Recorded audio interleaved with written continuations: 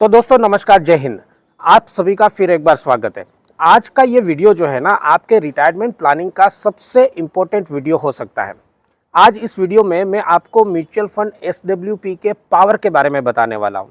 और जितने भी हमारे एक्स सर्विसमैन भाई पोस्ट ऑफिस एमआईएस में और आरडी में इन्वेस्ट कर रहे हैं, वो अपनी लाइफ में कितनी बड़ी फाइनेंशियल मिस्टेक कर रहे हैं, वो भी मैं आपको बताने वाला हूँ।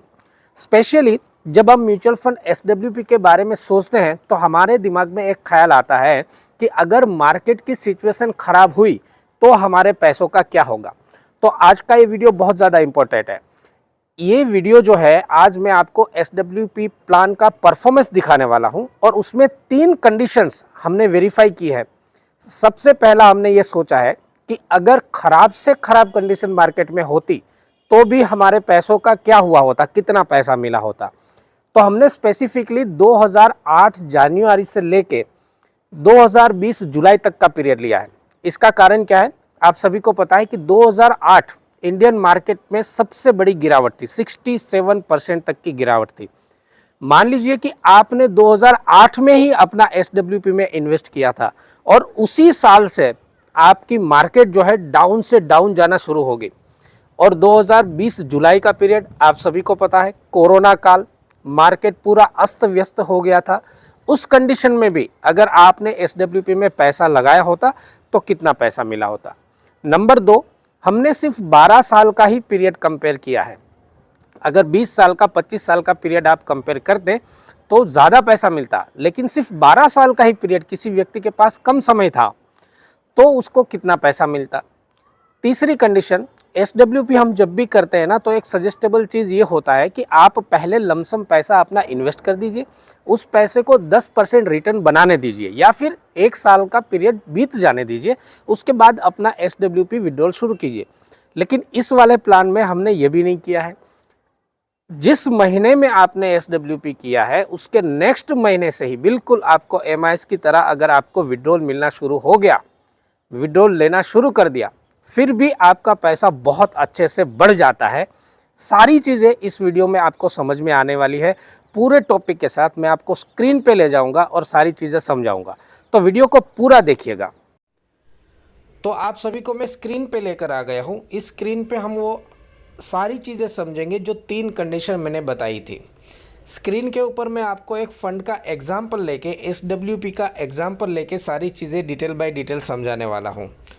अब यहाँ पर सबसे बड़ी चीज़ जो मैंने आपको बताई थी कि ख़राब से ख़राब कंडीशन भी रही होती मार्केट में और हमने एसडब्ल्यूपी किया होता तो हमारे पैसों का क्या हाल चाल रहा होता, ख़ास उसी को समझना इस वीडियो में ज़रूरी है, ताकि हमें ये पता चले कि जो पैसा हम पोस्ट ऑफिस एमआईएस में जाके इन्वेस्ट करते वहाँ पर हमको कितना ज़्यादा नुकसान हो रहा है। ख़राब से ख़राब कंडीशन मार्केट में नहीं, बल्कि ख़राब से ख़राब कंडीशन हमारे पैसों की तब होती है जब हम पोस्ट ऑफिस एमआईएस में जाके वो पैसा इन्वेस्ट कर देते हैं। तो यहाँ पर देखिए, मैंने एक फ़ंड का उदाहरण लिया है, ICICI Prudential equity and debt mutual fund. मैं एक बार आपको यहाँ पर नोट कराना चाहता हूँ कि इस फंड को आप सजेशन के रूप में मत लीजिएगा, ये सिर्फ उदाहरण के तौर पे समझाने के लिए मैंने यहाँ पर लिया हुआ है। किसी भी व्यक्ति की प्रोफाइल और उनके रिस्क एपिटाइट के अनुसार अलग अलग म्यूचुअल फंड होते हैं, तो गलती से इसको सजेशन के रूप में मत लीजिएगा। हमने इन्वेस्ट जो किया था वो अमाउंट है 25 लाख रुपया। मान लीजिए किसी व्यक्ति के पास 25 लाख रुपया था, वो हमने इन्वेस्ट किया और उस 25 लाख रुपए के ऊपर हमने एसडब्ल्यूपी स्टार्ट किया। देखिए समय कौन सा है, तो यहाँ पर देखिए 12/7/2008, यानी कि 2008 में जो बहुत बड़ी मंदी आई थी मार्केट में, उसी ख़राब समय में हमने इन्वेस्टमेंट कर दिया। फिर भी उसकी क्या परिणाम रहा वो समझना ज़रूरी है। तो स्टार्टिंग किया 12/7/2008 से और 12/7/2020 तक का पीरियड, इस पीरियड के दौरान एसडब्ल्यूपी हमने किया हुआ है और हर महीने 14,600 रुपया है, यानी कि 25 लाख का सालाना 7% के हिसाब से कैलकुलेट करें तो महीने का बनता है 14,600 रुपया, जो कि पोस्ट ऑफिस एमआईएस में भी तकरीबन इतना ही मिलता है। वो पैसा हमने हर महीने विड्रॉल करना शुरू किया। तो अभी नीचे चलते हैं और मैं आपको सारी डिटेल्स यहाँ पर दिखाता हूँ। देखिए यहाँ पर कॉलम बने हुए हैं, वो कॉलम ज़रा आप ध्यान से समझ लीजिएगा। सबसे पहला कॉलम है डेट का, उसके बाद एनएवी का कॉलम है, एनएवी का उस समय पे भाव क्या था। उसके बाद है कैश फ्लो का कॉलम, जहाँ पर हम ये समझ पाएंगे कि हर महीने हमारा 14,600 रुपया हमारे पास में विदाउट चूके हुए सही समय पे हमारे पास आ रहा है। उसके बाद यूनिट्स का कॉलम है, उसके बाद बैलेंस यूनिट्स का कॉलम है, उसके बाद प्रिंसिपल अमाउंट का कॉलम है, और उसके बाद है बैलेंस वर्थ, मतलब कि उस समय पे दी हुई डेट के सामने कितना आपका पैसा बना हुआ था। तो सबसे पहले देखिए 14/7/2008 को हमने 25 लाख रुपया इन्वेस्ट किया, और उस 25 लाख रुपए की हमको जो भी यूनिट मिली, ये बैलेंस यूनिट है 76,452 रुपया, और प्रिंसिपल अमाउंट है 25 लाख रुपया, और बैलेंस अमाउंट भी 25 लाख रुपया, क्योंकि अभी हमने इन्वेस्ट किया है। फिर दूसरे ही महीने 1/8/2008 को, यहाँ पर मैं आपको दूसरी कंडीशन याद दिलाना चाहता हूँ। मैंने ये बताया था कि जब भी हम SWP करते हैं तो उसका सजेस्टेबल होता है कि भाई पैसा लमसम में इन्वेस्ट करने के बाद या तो 1 साल बाद में या फिर 10% का रिटर्न जनरेट होने के बाद में SWP स्टार्ट करना चाहिए। लेकिन अगर हम नेक्स्ट महीने से ही SWP स्टार्ट कर लें तो भी अच्छे से अच्छा रिज़ल्ट हमको मिलता है।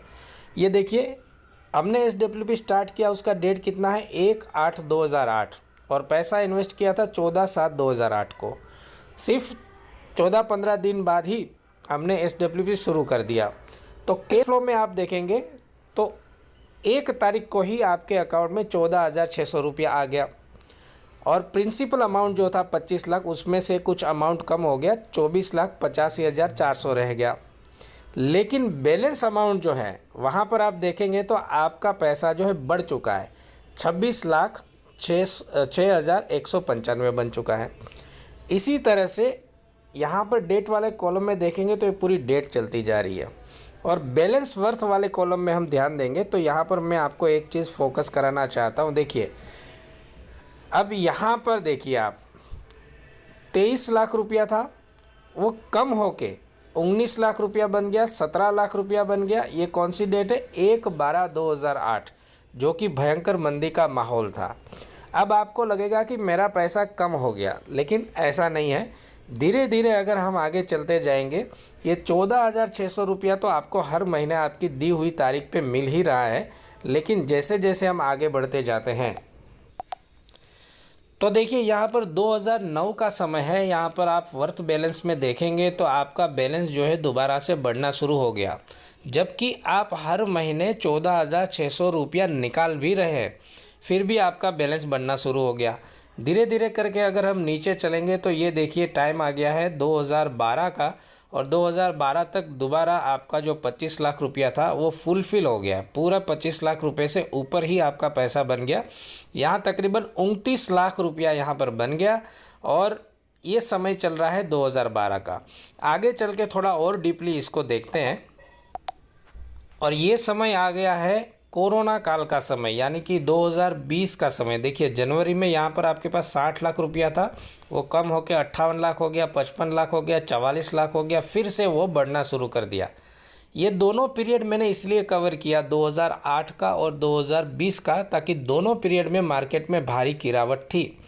लेकिन उसके बाद में अंत में आप देखेंगे तो लास्ट वाली डेट यहाँ पर देखिए 1/7/2020, जो कि कोरोना काल से उभरता हुआ समय था, 1/7/2020। यहाँ पर आपका टोटल जो वर्थ बैलेंस बन गया है वो बन गया है 52,68,000 रुपये।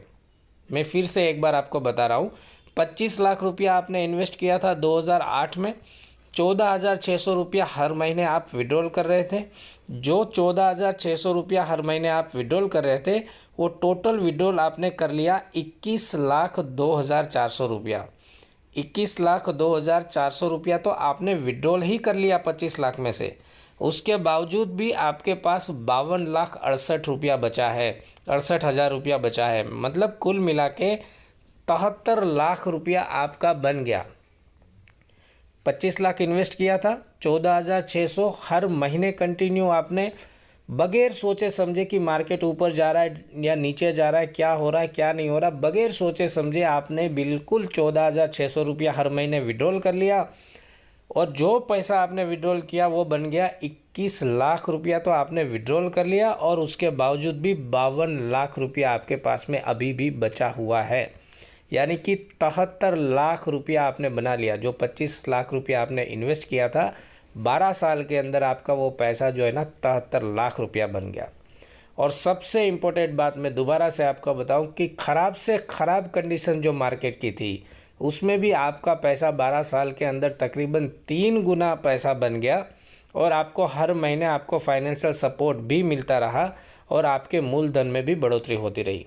जबकि यही गलती हम दोहराते हैं कि हम अपने पैसों को पोस्ट ऑफिस एमआईएस में जाके रख देते हैं। वहाँ पर होता क्या है कि आपको महीने का ब्याज तो मिलता है, लेकिन आपका मूलधन नहीं बढ़ता है, मूलधन में कोई बढ़ोतरी नहीं होती है। और जितना ब्याज आपको मिल रहा है उससे ज़्यादा तो आपकी महंगाई बढ़ गई है। तो अगर कोई व्यक्ति ना एमआईएस पोस्ट ऑफिस में जाके या सीनियर सिटीज़न या ऐसी स्कीम में जाके इन्वेस्ट कर रहे हैं, तो आप समझ लीजिए कि आपने आने वाले 15 सालों के लिए अपने आप को गरीब बनाने का प्लान बना लिया है। मैं फिर एक बार याद दिला देता हूँ, एमआईएस पोस्ट ऑफिस या फिर किसी भी प्रकार की डेट स्कीम में इन्वेस्ट करने की गलती ना करें। अपने मेहनत के पैसों को म्यूचुअल फंड एसडब्ल्यूपी में लगाए अच्छे से पोर्टफोलियो बना के, ताकि आप अपने फाइनेंशियल सपोर्ट के साथ में मंथली विड्रॉल के साथ में आप अपने मूलधन को भी बहुत अच्छे से बढ़ा पाएंगे। ये वीडियो आपको कैसा लगा? ये होता है एसडब्ल्यूपी का पावर। इस पावर को समझने की ज़रूरत है। और आपको लगता है आप अभी रिटायर्ड हुए हो और आपके पास में अमाउंट बचा हुआ है, तो आप उसको म्यूचुअल फंड में अच्छे से एसडब्ल्यूपी में इन्वेस्ट कर सकते हैं। उसके लिए हमारा संपर्क नंबर आपको दिया हुआ है, आप हमसे जुड़िए। आपका अकाउंट ओपन करा के हम आपको पूरे मार्गदर्शन के साथ में, आपको पूरी सहायता के साथ में आपके पैसों को बढ़ाने में मदद करेंगे। और अभी भी अगर आपका पैसा पोस्ट ऑफिस एमआईएस या आरडी जैसी स्कीम में पड़ा हुआ है, तो जल्द से जल्द डिसीजन लेके उसको बाहर निकाल लीजिए। पेनल्टी से मत घबराइएगा। जितने पेनल्टी से आप घबराते हैं उससे ज़्यादा रिटर्न आपको म्यूचुअल फंड एसडब्ल्यूपी में मिल जाता है। और ज़्यादा समय लगाने से वही चीज़ जो है ना, 3 साल का समय अगर निकल गया तो वो समय जो रिटर्न आपका बनना था वो रिटर्न आप मिस कर देते हैं। तो इस वीडियो को अपने सभी फौजी भाइयों के साथ ज़्यादा से ज़्यादा शेयर कीजिएगा, अपने व्हाट्सएप ग्रुप में, फेसबुक ग्रुप में, और सभी दोस्तों को बताइएगा कि फाइनेंशियल मिस्टेक हम क्या करते हैं और एक्चुअल में हमको कहां पर इन्वेस्ट करना चाहिए। चैनल में पहली बार आए हैं तो आप चैनल को सब्सक्राइब कीजिएगा, बेल आइकन दबाइएगा और ऑल नोटिफिकेशन पर क्लिक कीजिएगा। नमस्कार, जय हिंद।